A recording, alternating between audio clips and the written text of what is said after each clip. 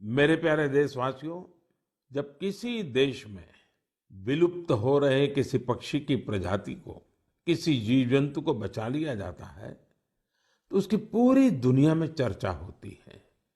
हमारे देश में ऐसी अनेकों महान परंपराएं भी हैं जो लुप्त हो चुकी थी, लोगों के मन मस्तिष्क से हट चुकी थी।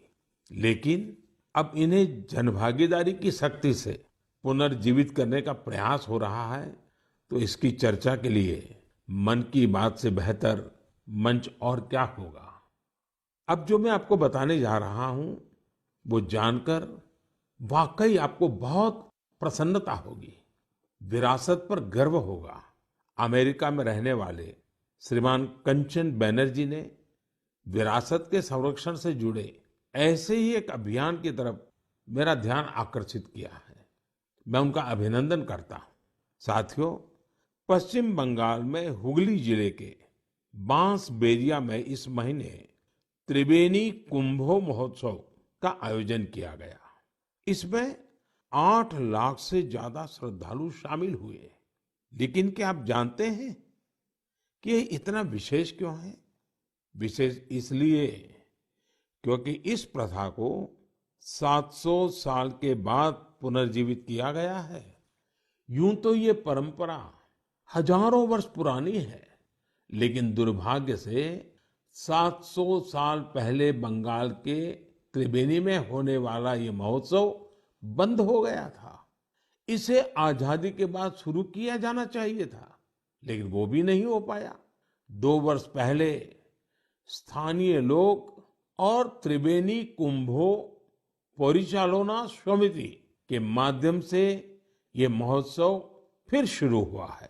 मैं इसके आयोजन से जुड़े सभी लोगों को बहुत बहुत बधाई देता हूं। आप सिर्फ एक परंपरा को ही जीवित नहीं कर रहे हैं, बल्कि आप भारत की सांस्कृतिक विरासत की भी रक्षा कर रहे हैं। साथियों, पश्चिम बंगाल में त्रिबेनी को सदियों से एक पवित्र स्थल के रूप में जाना जाता है। इसका उल्लेख विभिन्न मंगल काव्य, वैष्णव साहित्य, शाक्त साहित्य और अन्य बंगाली साहित्यिक कृतियों में भी मिलता है। विभिन्न ऐतिहासिक दस्तावेजों से यह पता चलता है कि कभी यह क्षेत्र संस्कृत शिक्षा और भारतीय संस्कृति का केंद्र था। कई संत इसे माघ संक्रांति में कुंभ स्नान के लिए पवित्र स्थान मानते हैं।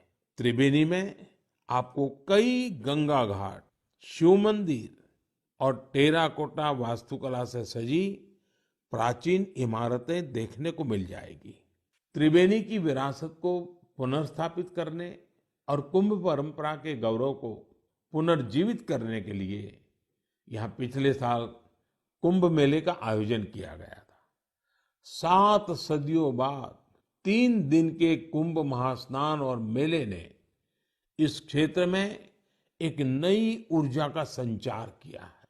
3 दिनों तक हर रोज होने वाली गंगा आरती, रुद्राभिषेक और यज्ञ में बड़ी संख्या में लोग शामिल हुए। इस बार हुए महोत्सव में विभिन्न आश्रम, मठ और अखाड़े भी शामिल थे। बंगाली परंपराओं से जुड़ी विभिन्न विधाएं जैसे कीर्तन, बाउल, गोडियो नृत्य, श्रीखोल, पोटेर गान, छऊ नाच शाम के कार्यक्रमों में आकर्षण का केंद्र बने थे। हमारे युवाओं को देश के सुनहरे अतीत से जोड़ने का एक बहुत ही सराहनीय प्रयास है। भारत में ऐसी कई और प्रैक्टिसेस हैं जिन्हें रिवाइव करने की जरूरत है। मुझे आशा है कि इनके बारे में होने वाली चर्चा लोगों को इस दिशा में जरूर प्रेरित करेगी।